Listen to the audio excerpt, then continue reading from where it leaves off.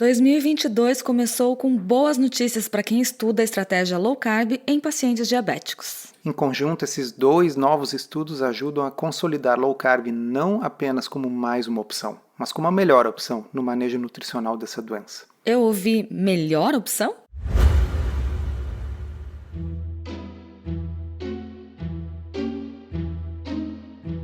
Comida sem filtro. Saúde, low carb, estilo de vida, evidências científicas e, claro, nossas opiniões. Toda semana um episódio novo e gratuito para você. Comigo, Dr. Souto. E comigo, Sari Fontana. Para ser avisado a cada novo episódio e receber as referências bibliográficas no seu e-mail, cadastre-se em drsolto.com.br/podcast.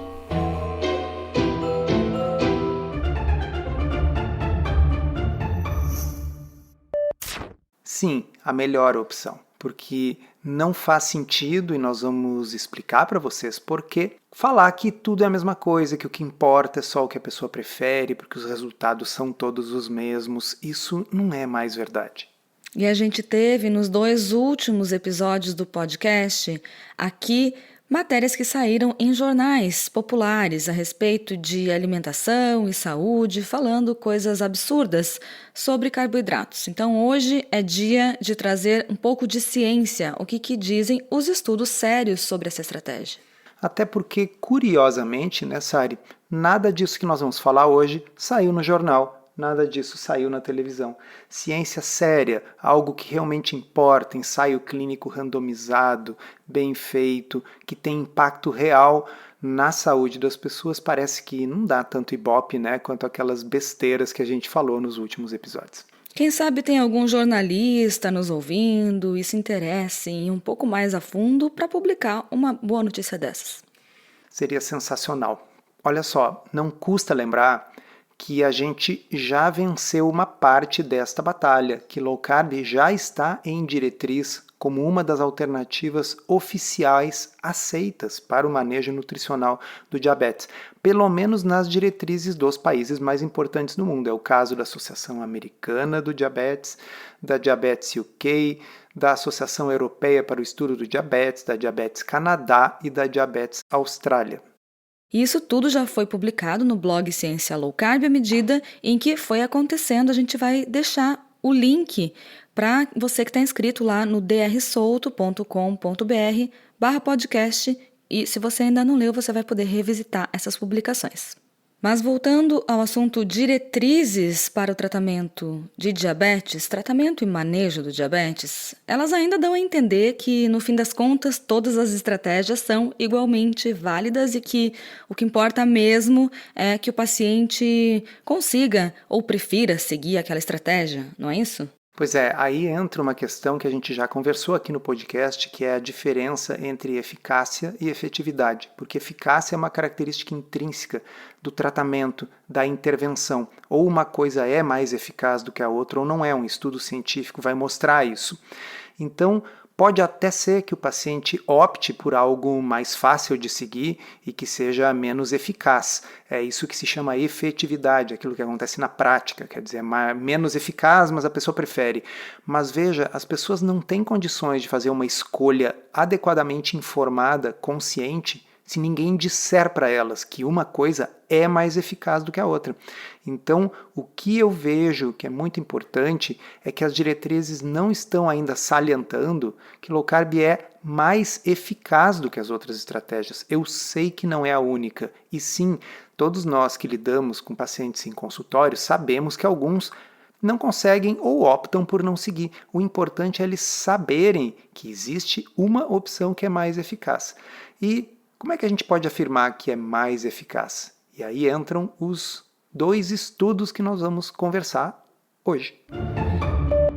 E coincidentemente, ambos foram conduzidos na Dinamarca, publicados esse ano, mas não foram liderados pelo mesmo grupo de pesquisadores. Não sei se isso é uma coincidência de verdade ou se realmente existe um crescente interesse por esse assunto lá naquele país. O primeiro estudo, ele fala sobre os efeitos de uma dieta de 6 meses com baixo teor de carboidratos no controle glicêmico composição corporal e fatores de risco cardiovascular em pacientes com diabetes tipo 2. É um ensaio clínico randomizado. Bom, esse estudo é um estudo com um tamanho bem razoável, são 73 pessoas com diabetes tipo 2 que foram randomizadas, sorteadas, para uma dieta low carb com calorias liberadas versus uma dieta controle saudável. E saudável aqui eu estou fazendo aspas no ar, aqui se vocês não conseguem enxergar, é aspas que eu estou fazendo. Por quê? Porque a dieta saudável da Dinamarca, ela é alta em carboidratos complexos como grãos integrais, frutas e fibras. E claro, vocês que já nos escutam há algum tempo sabem que grãos integrais ou não vão elevar igualmente a glicose de um paciente diabético. Aliás, bem polêmico esse termo, carboidratos complexos. Eu tenho um pouco de raiva desse termo, porque carboidratos complexos dão a entender que o efeito glicêmico vai ser muito menor.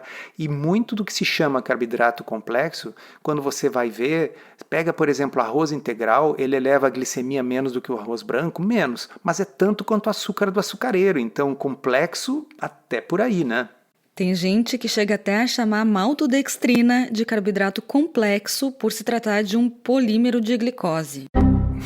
Só batendo com gato morto na cabeça, né? Faltaram as aulas de química. Mas olha só, o estudo ele é um estudo de muita aplicabilidade geral. Por quê? Porque ele não foi um desses estudos super intensivos, onde as pessoas, cada 1 ou 2 semanas, voltavam no centro de pesquisa para ter um reforço, ou tinham os alimentos todos fornecidos pelo estudo. Não, foram 3 visitas com o nutricionista, mais uma ligação telefônica e eventuais visitas para se precisasse ajustar alguma medicação. Basicamente, eles foram orientados a comer uma dieta low carb ou a dieta considerada saudável da Dinamarca para diabetes, que é uma dieta com 50% de carboidratos. 50% de carboidratos é a orientação padrão da Dinamarca para o tratamento ou manejo do diabetes tipo 2. Não só da Dinamarca, né? No Brasil também, e é um negócio que eu fico louco, porque assim, o diabetes é uma doença caracterizada por intolerância à glicose. Eu costumo dar esse exemplo de que uma das formas de diagnosticar o diabetes é fazer um teste de tolerância oral à glicose. Se a pessoa faz o teste e não tolera a glicose, ou seja, a glicose sobe muito mais do que deveria, aí você manda comer 50% de tudo que ela come no dia na forma de glicose. Seria como se você, Sari, fizesse um teste de tolerância oral à lactose e o exame mostrasse que você não tolera a lactose e eu mandasse tomar 1 litro de leite todos os dias, depois do exame que mostrou que você não tolera. E receitasse a ingestão da enzima lactase toda vez que eu quisesse tomar leite, que é o que acontece quando se começa a aumentar a quantidade de insulina administrada para esses pacientes diabéticos para que eles possam ingerir uma maior quantidade de carboidrato.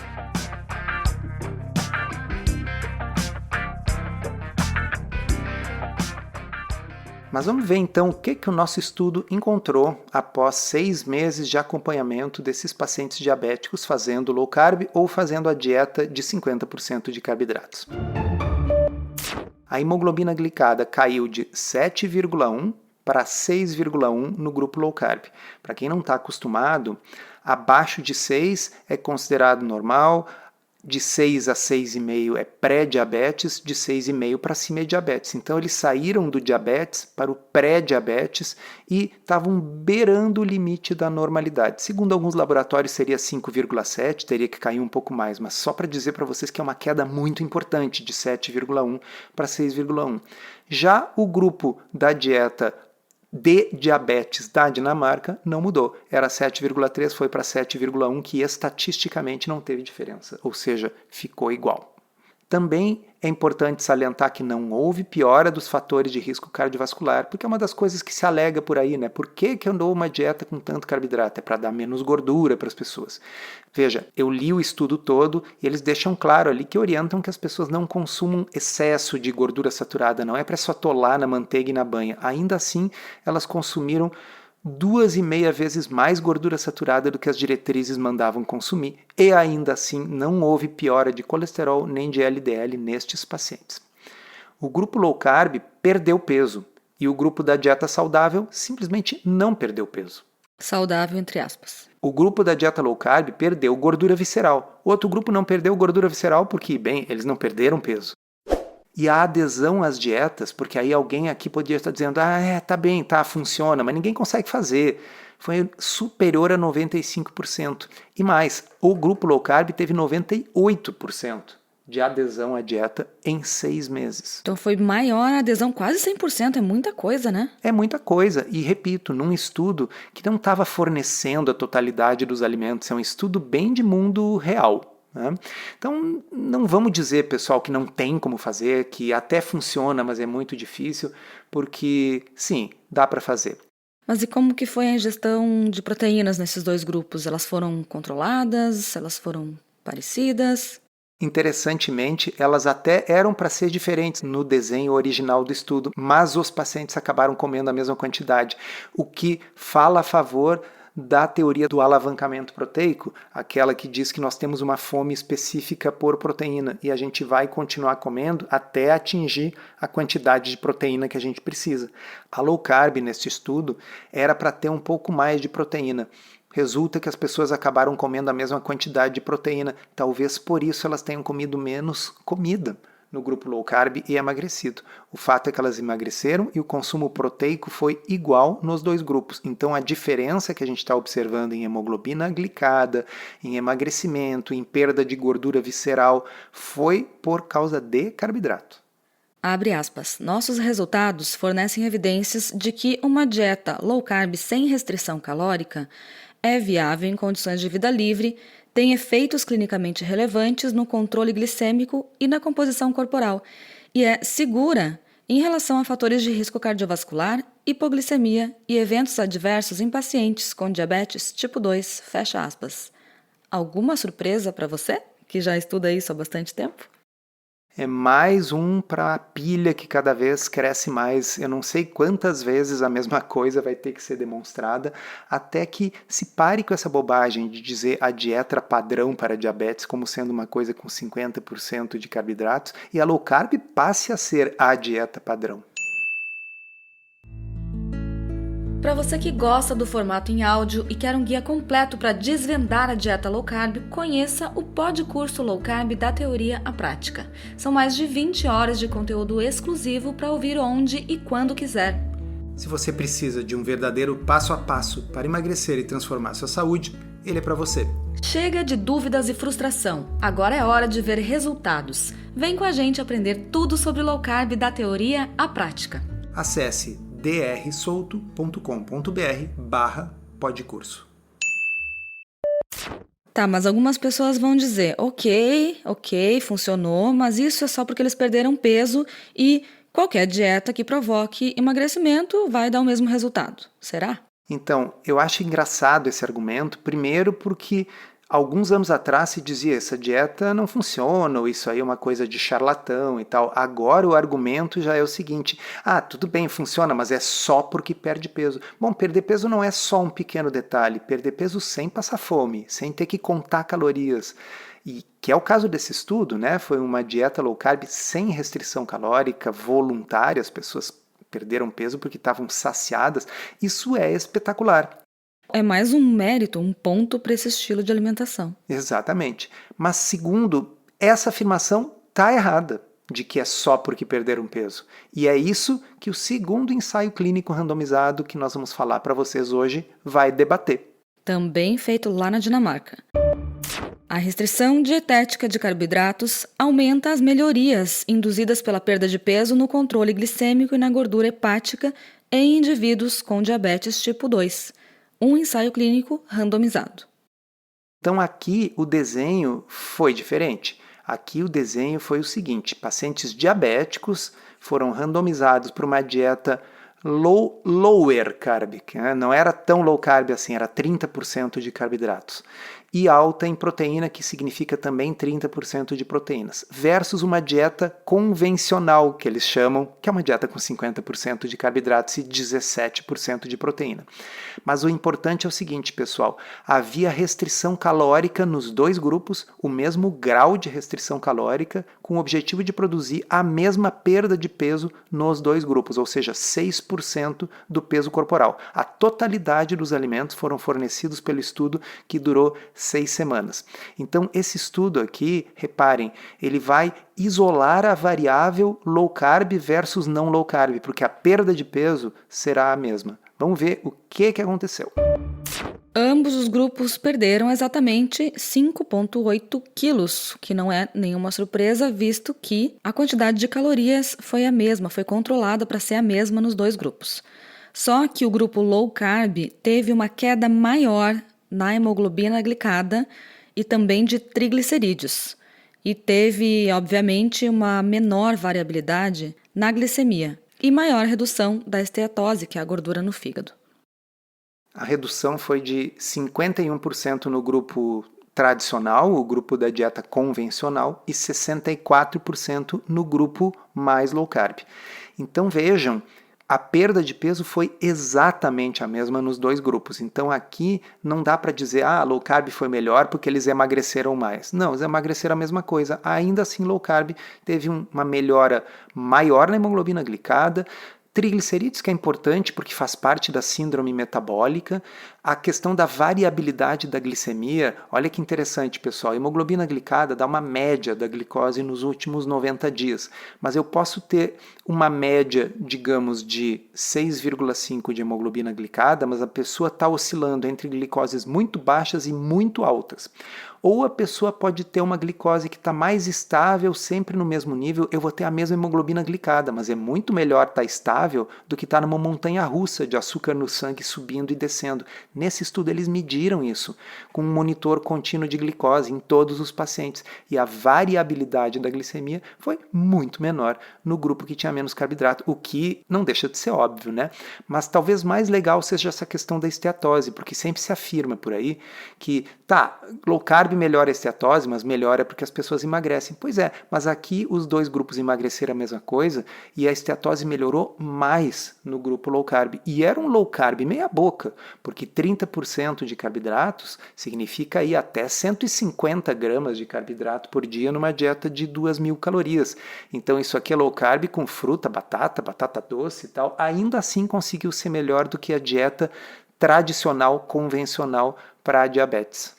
E vale lembrar que a gente está comentando aqui o resultado avaliado nesses dois estudos que sempre considera a média do que aconteceu com esses pacientes que participaram do estudo. Quando a gente avalia indivíduos, às vezes ocorrem exceções.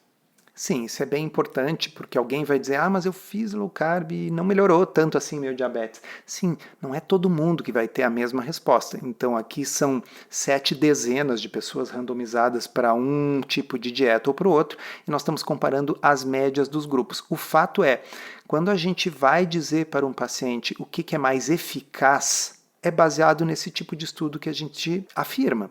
Não é da cabeça, a gente não tira isso da cabeça. Então, low carb é sim mais eficaz para a diabetes, mais eficaz para a gordura no fígado, mais eficaz para a perda de peso, mais eficaz para a gordura visceral. Agora, claro, se você controlar as calorias com qualquer dieta, as pessoas podem perder peso. Ainda assim, se elas perderem peso com low carb, será mais eficaz. Especialmente porque a doença em questão é diabetes, uma doença caracterizada por intolerância à glicose, e é meio óbvio que se você tirar da dieta aquilo que a pessoa não tolera, aquilo que define a doença, ela não tolera a glicose, você tira a glicose, é óbvio que ela vai melhorar mais.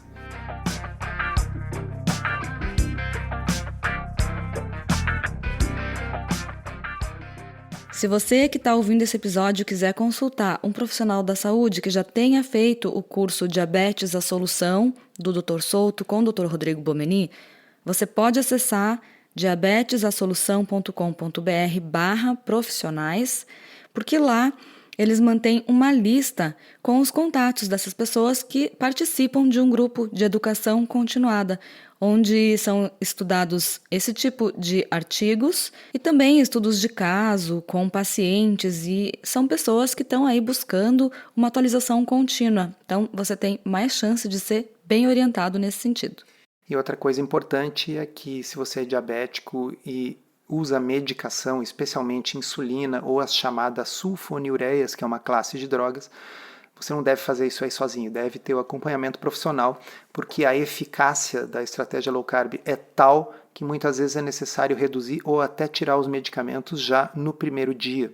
Então, isso aí é uma coisa que, diferente de simplesmente comer comida de verdade para ter uma qualidade de vida melhor e perder um peso, fazer low carb para pessoas em geral, quando é diabético medicado com insulina ou outros hipoglicemiantes, um acompanhamento profissional é importante. Encerramos assim esse episódio do Comida Sem Filtro, que foi idealizado, roteirizado e produzido por nós. Se você gostou, divulgue para os seus amigos e inscreva-se na sua plataforma preferida para não perder nenhum episódio. As informações contidas neste podcast são apenas para fins informativos e podem não ser apropriadas ou aplicáveis às suas circunstâncias individuais. Este podcast não fornece aconselhamento médico ou profissional e não substitui a consulta com um médico ou nutricionista. Não use este podcast para diagnóstico ou tratamento médico. Qualquer sugestão é apenas uma recomendação geral, que não é específica para qualquer pessoa ou doença em particular.